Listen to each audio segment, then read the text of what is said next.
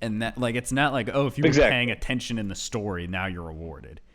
Even then, that would still be annoying because it's not fun to fight. Like, even when you know what to do, it's not fun.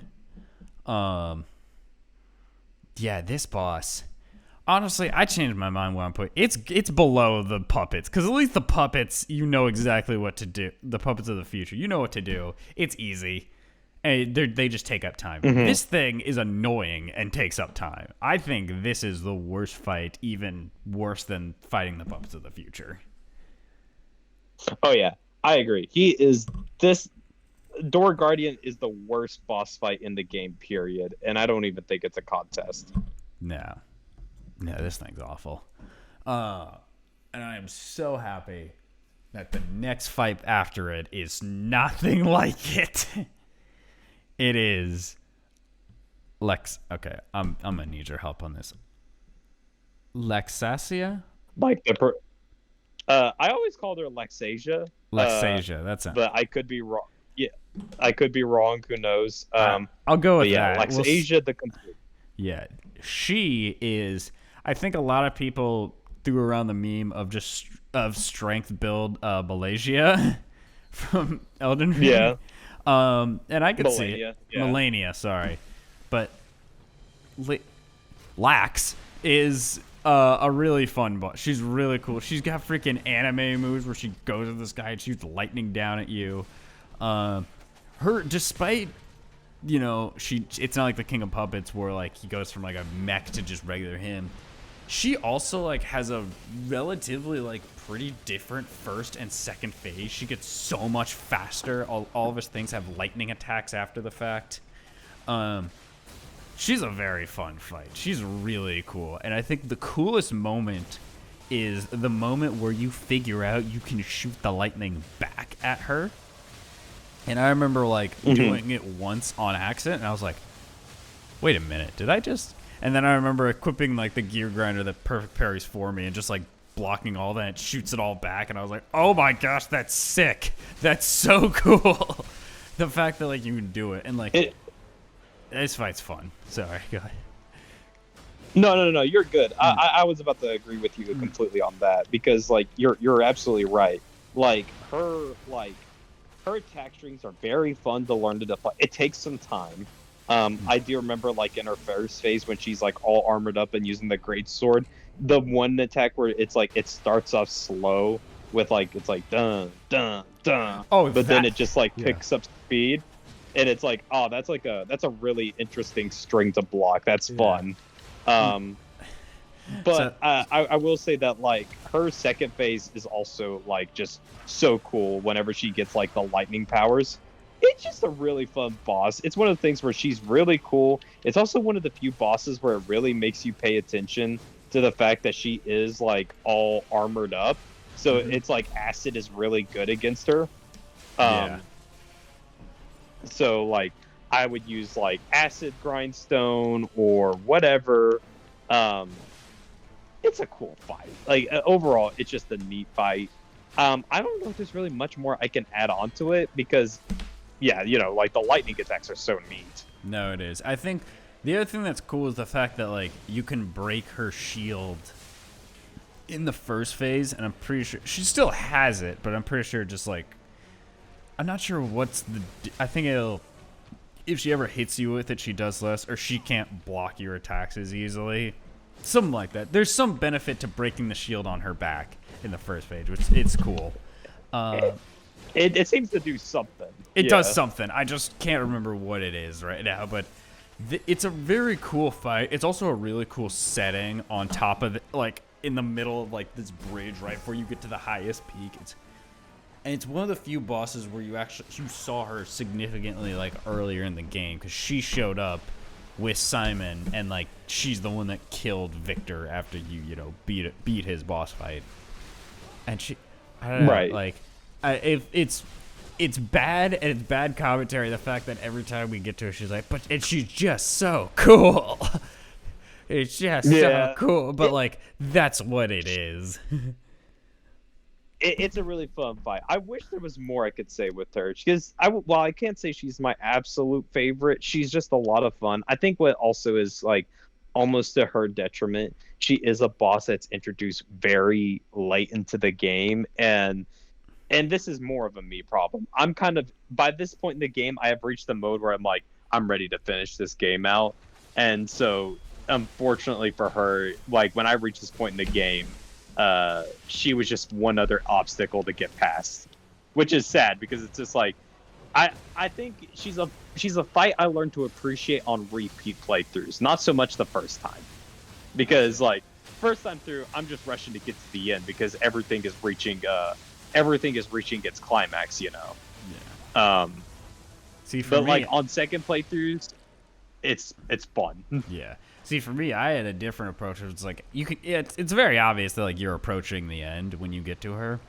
But for me, I was like, oh, I don't want to be done yet. I want to fight this thing.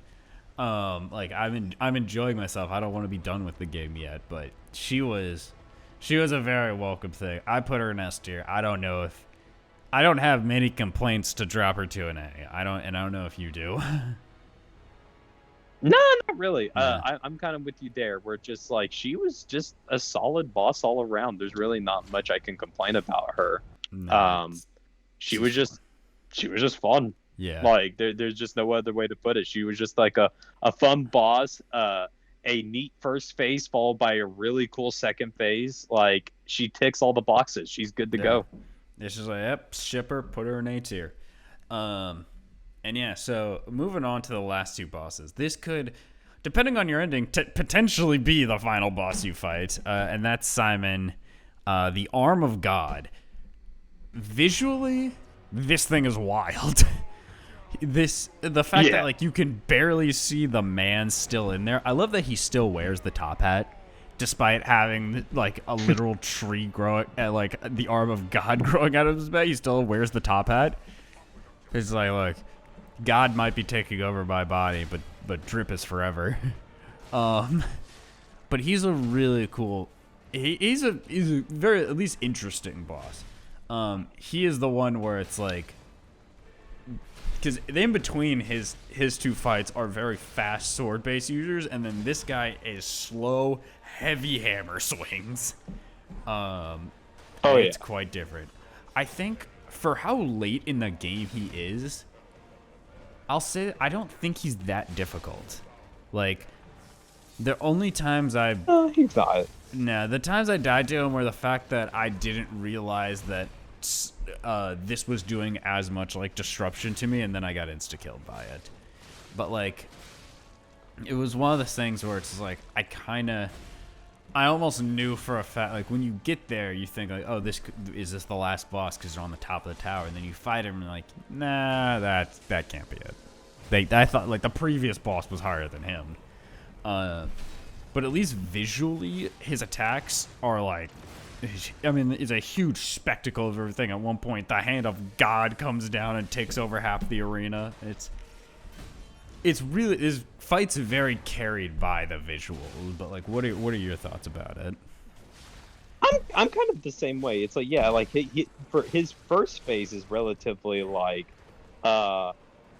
simple to deal with, but interesting to look at, where he is just doing these big hammer swings where he's just throwing himself all over the arena, which is kind of neat. I do like the fact that even though he's this big gargantuan like hulking mass now, it looks like that he's basically just, how he's moving through the arena is he is just swinging the hammer and letting the momentum carry him forward, it looks like most of the time. That's a like really neat detail. It's almost like he's barely in control of what he's become now. Which I totally imagine that was the intention. Yeah. Visually it looks cool. Takes a while to block because it's a string. You just don't realize it because by the time the second attack hits, it feels like he just started up another attack. So the blocking rhythm is a little interesting here. I wouldn't say weird. It's interesting. It's different, and it's very different, especially for the fact that it could be the final boss. But to like have this unique of a boss here, it's like very like, I don't know how to feel about it.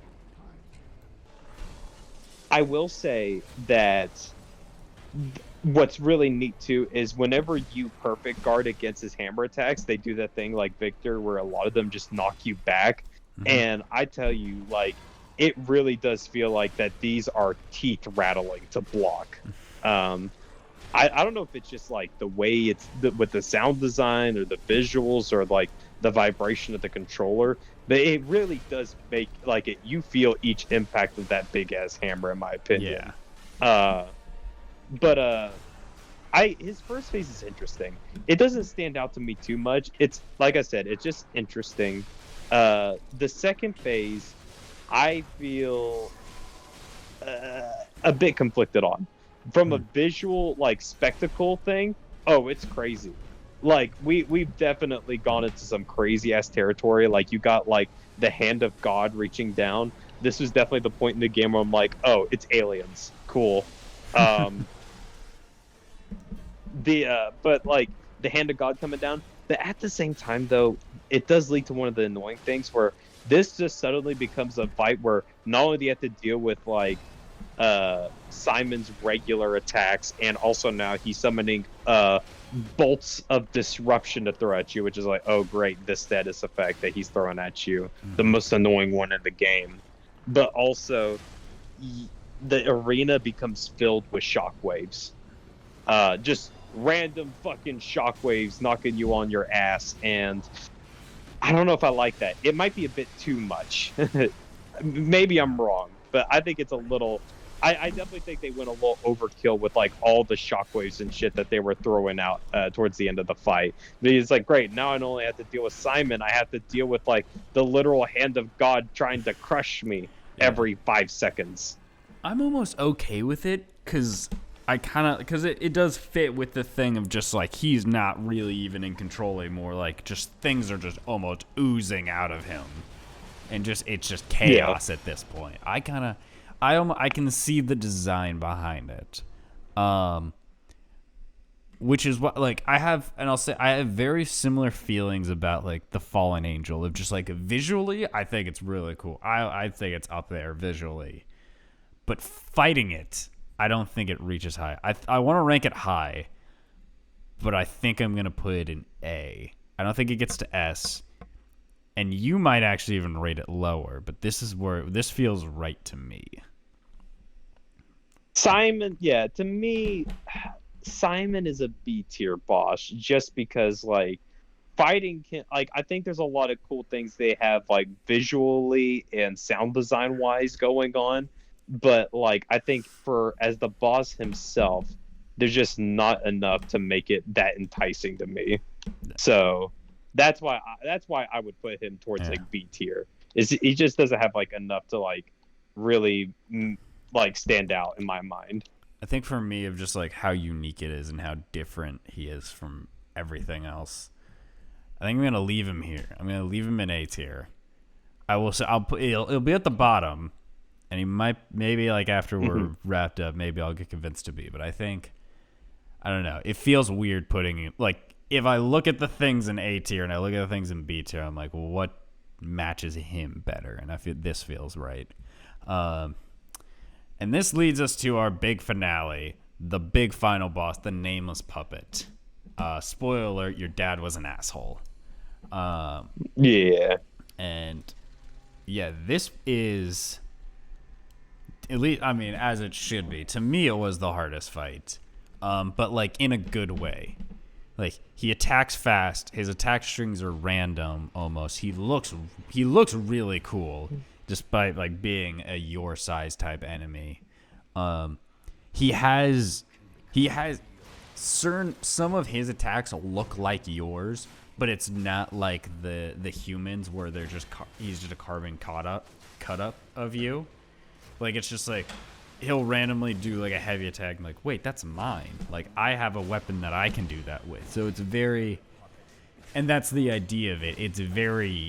It's supposed to be you. It's like you, the prototype. Yeah. What I like about this fight is the difference between the first two phases. The first phase is it feels very calm, collected. His attacks are relatively like slow, fairly easy to to like, maybe not easy, because a couple of those like follow-up swigs are a little bit tough to perfect guard because he's like, it's one of those wind-up things again. But everything the has first like poise phase, and purpose. yeah, like everything is, he feels relatively calm and collected. But that second phase where it shows the cutscene where Pinocchio like basically cuts off the top of his head and it reveals his quote unquote brain underneath, and then like it's basically when he goes into a full on frenzy. He splits the blades in two. He's coming at you fast. It's like a whirlwind of just rage, just bearing down on you. It is tough. It is fast. It is relentless. It's a really cool fight. I think I like first off, the visual design of Nameless Puppet is great. I like the idea that like by cutting off the top of his brain, you have quote unquote like cut his strings. You have cut his strings. Yeah, that's what I was about to say. Because like all like the way his like little brain waves are freaking out or whatever, it's like little puppet strings, and you have cut him free, and now he's just gone full on ballistic because of it. Which is awesome. I like that a lot. He's just a cool boss. Like I don't know like what else to say other than that. Like the attack strings are neat. I like the progression into the second phase. He's very solid. I would probably say I would say that he is an A tier boss. I don't know if I would want to go as far as S tier, because like even though he is like your equivalent to like Pinocchio, I don't know if I would say he's like Romeo levels, Yeah, I don't. It's a weird thing because I know what you mean. He's not as good as Romeo, but I think a lot of that has to. It's not because of how he fights; it's because of his design. He is very like, this looks like the first ever puppet made, and I don't know if that's the lore, but like, it's one of those things where if he just needs something else in his visual design, like because he's just a blank face, and he has the strings that are cut. From phase 1 to 2, but if he had it's like the opposite of Fallen Angel and Simon, of just like fighting him is super fun. He's one of the most fun fights in the game. It really feels like this is challenging everything you've learned up at this point. He also has a unique thing where he's the only boss that heals. He has his own flask, which is always funny. Like as you're in the fight, you're using like at least like 10 of them, and then he used one like, hey, that's cheating. What are you doing? That's cheating. That is true. Yeah, I think another little neat detail about his design is his nose is cut off. He cannot lie. Oh yeah. Yeah. It's a fun. Which is that's a neat like morbid way to like call back to the Pinocchio story that this is all based on. He, like I said, Nameless Puppet is cool. I do agree that he needed that one more extra little bit of something there to make him like stand out as like a S tier boss. Yeah, it's just like because in my heart I'm like, if we were just talking about just fighting them alone and not their design, he'd be up here. He'd be here, and this is how this would fit. But the fact that like you think of Romeo, he had two very unique phases, and they looked incredibly different from each other. You think of Victor, he had this wrestler design that was really unique. He had a cool story. You think of Lax, and she, had this knight armor to reveal, and then this electric phase underneath, and her whole like devotion to Simon was interesting. And then Nameless Puppet is really what his namesake is. He doesn't have his own character. It's more the fact that Geppetto is controlling him at first and then loses control of it. And then at this point, it's just like, now it's just a mad puppet. And it's kind of almost like, why, he doesn't have a story behind him. It's none like that. So I think I do, like, as much as I would love for him to be an S tier, I think I agree with you. I think he's A.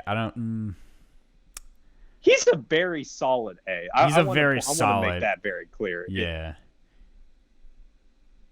he's a very good boss fight. If anything, I would say that like the way his attack patterns is, the way things read on him, no like untelegraphed grabs or anything, a good arena to fight him in. He's a really solid A tier. I would say he is the basis that a lot of bosses should be based on, which is like this is kind of the bare level, not bare minimum because we can't always have that, but this is the quality you should try to strive for. Is this? Yeah. Like this is what I would say. Like this is B plus. This is A. This is A grade. Not A plus material, but hey, if you want to get through my class with like honors, you got to reach this level of boss. Yeah, exactly. Like this is at least. I think design-wise, and this does exactly what a final boss should be in terms of actual, like, the fight. Like, it is exactly what I would want. It's challenging, but not frustrating. He's similar to you, but not like a carbon copy.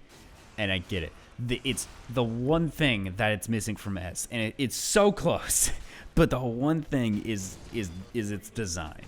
And that's it. Like, if it looked like Romeo, this would be easily the S tier. If it had anything like how any of the others look. Because everything else in the top tier thing are so cool looking. Even Simon looks sick. But the fact that, like, he is just, you know, like you said, the nose thing is cool, but he is just the Nameless Puppet.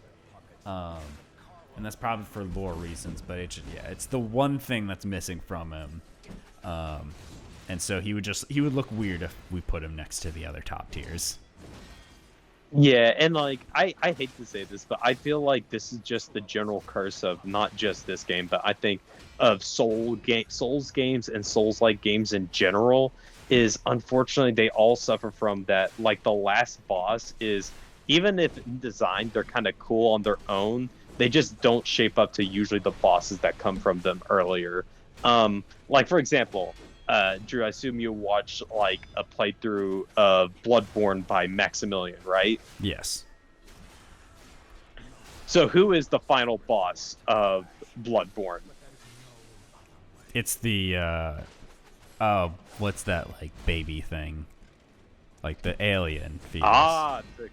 That's the correct answer. Most people would say it's Gehrman, which Gehrman's an amazing boss fight. Yeah. But he's not the last boss fight. And that's like the curse. It's just like you have such a cool boss fight of like Gehrman in like this field of lilies, and he's just this old dude just getting out of his wheelchair to beat your ass, and he like has like this amazing scythe move and all this stuff. Like it looks so cool. Followed up with like the moon presence, which is just big alien baby thingy. It's just like, all right. That's a good point. Yeah. It's fine. And it's like, that's the thing. It's just like I feel like every Souls game is a victim of this. Like it happened with Dark Souls 1. Dark Souls 2 has like 5 different final bosses. I don't even want to get into that. Dark Souls 3, same thing. Soul Ascender, really cool idea for a boss fight. But, you know, once again, it's just not hitting like Gwyn from Dark Souls 1. Like I know I'm kind of rambling here, but it's a pattern I've noticed a lot of times with Souls games. Even Elden Ring. Drew, I assume you saw that the coolest boss fight was also a wrestler type, Horalu, the warrior dude who decides to throw away his weapon and fight you barehanded. He is the third to last boss. He's not even the second to last boss, and it's just like whatever comes after that, it's hard to top that. Is it bad? Is it bad? I legit thought in Elden Ring that Melania was the last boss. For a lot of people, she was, because that's when they just quit the game. Okay, but she's not there. Okay. But no, she's actually completely optional. Yeah, her whole area optional. Elden Ring players are masochists. They love to take on the fights that we can't take on. Anyways, cool. But what I'm getting at is, and I really don't know what it is. Is it just like a thing where, I hate to use this term, do developers just blow their load too early of like giving us really cool bosses early on, so that when they're finally at the final one, they're like, shit, what do we do? Like, I don't know. It's one of those things where it's like neither Simon or Nameless Puppets are bad. It's same with Bloodborne. I'm sorry, I'm gonna keep calling it this. The alien fetus is they're not bad bosses. It's just the fact that literally they were so close. It's always the second to last boss or the third to last one. Like the one right before it was the coolest. Like and for this game it's a bit different. The coolest boss is the halfway point. But I think that's on purpose because the whole idea is you're following Geppetto and what he's telling you to do. And by Geppetto's logic, Romeo should be the last boss. He should be, once you kill the Puppet King, we're good. We're golden. It's great. The Puppet Frenzy will be over. It's fantastic. Obviously, that's not true. Geppetto's a liar. Did shunned.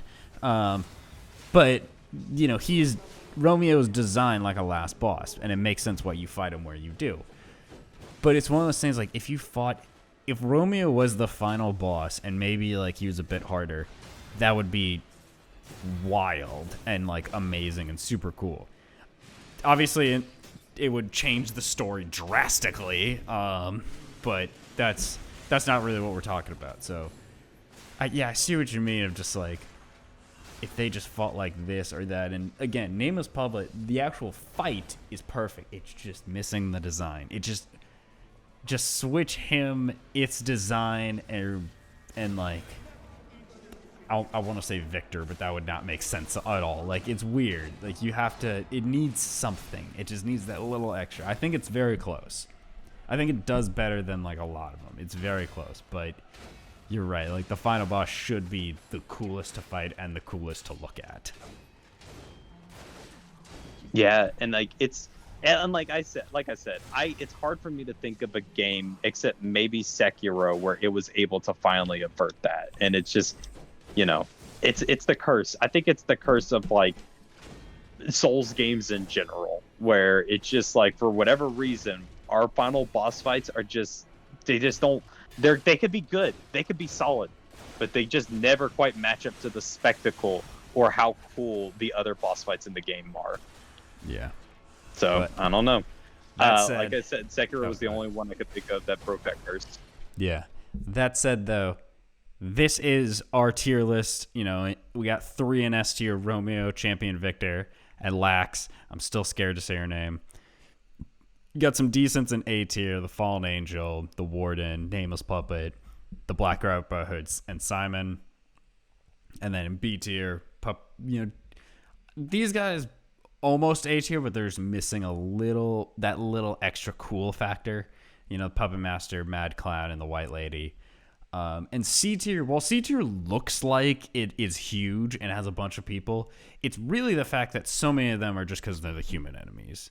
And they're almost more like mini bosses. So that's why it's like they're just in there cuz. But like the real ones that are C tier are like Fukoko, the Green Monster, the second time you beat the Black Robe Brotherhood, and the Corrupted Parade Master and the Walker of Illusion. I forgot the Walker of Illusion wasn't just a regular enemy. But like, yeah, I think even those, I don't think I really had a bad time fighting anything in C tier. The only ones that I really just did not like fighting and just kind of, and these are the ones I wish were drastically different, is the D tier one. Like the Puppet of the Futures are barely bosses. Because, like, it's not even a fight, really. And Door Guardian is the worst. Door Guardian is by far the worst. There should be another tier that just says Door Guardian that's 5 tiers below it. The Door Guardian tier. It's just the worst tier you could possibly imagine. Yeah. You are Door Guardian. And you know what? There's nothing wrong with C's. C's get degrees, and you know what? I'm not surprised. A lot of times with your game, it's going to be a majority is like, a lot of them are going to be kind of like mid fights. But you know what? Like, when I look at this, what's neat about the C tier bosses is like, even though that might be our most populated one, the only sin that they committed was that they're just largely like, they're either just reuse fights of already really good fights in the game. Or like you said, they're like the human fights. So this isn't bad. Like, this is not a bad place to be. Yeah, like honestly, what it should look like, because a lot of these, now can I not put them down? Can I not take her out of the tier list now that I put her in here? Oh, well, never mind. Like, a lot of it should just be, like, there should really only be 4 people in here. Because all of these some of these are just, like, optional. I can't pick them out. Anyway, like, some of these shouldn't even be real, like, really here. Because all the human fights are almost its own thing. But it's really just from, like, Walker of Illusion up. And even that thing with the human fights, there are some exceptions. White Lady is up here. Like, just everyone's... So it's, like, not all of them are, just carbon copies of themselves. But, yeah. That's I'm pretty happy with this list. I think the only thing that me and you really have, like, a pretty disagreement on is, like, Simon, if he makes A tier or B tier. I don't think I think for the most part, like, this is the consensus. I think this is I'm honestly pretty happy with this list. Even with Simon being, like, A tier, like, I'm not gonna lose sleep over it. Like, I acknowledge he's a decent boss. Like, while I don't think I would quite elevate him to the level of, like, A tier personally, I'm okay with that. I'm okay with, like, it's fine. He's like sort of the climactic boss fight, the villain of the story. So it's like, sure, why not? It's just like the spectacle of him for me gets him above B tier. Like, it's weird putting him next to the White Lady. Like, the ones in B tier are, like, they are good bosses, but they're, like, relatively nothing special. Like, they're not like grand fights or, like, magnum opuses. With Simon, like, you don't have a fight where the literal hand of God comes down and takes out half the arena and that be B tier. Like, I'm sorry. It's for me, it's carried by visuals. I fully will admit that. But, like, that's kind of what a lot of B tier or A tier is, honestly. Just because, like, that spectacle is just something else. That's fair. If I'm willing to put Andreas in, like, the in, like, A tier, even though I fully acknowledge that, like, his actual fight himself is not that impressive to me, just mostly in terms of, like, story and visuals, then yeah, I think I can make an exception for Simon as well. Yeah. It will be begrudging, but I will accept it. Yeah. Well, that is our tier list. This is our thoughts. Let us know, what are your guys' thoughts? What do you guys think? Who should make S tier? Who should be at the very bottom of the list with Doormaster or Door Guardian?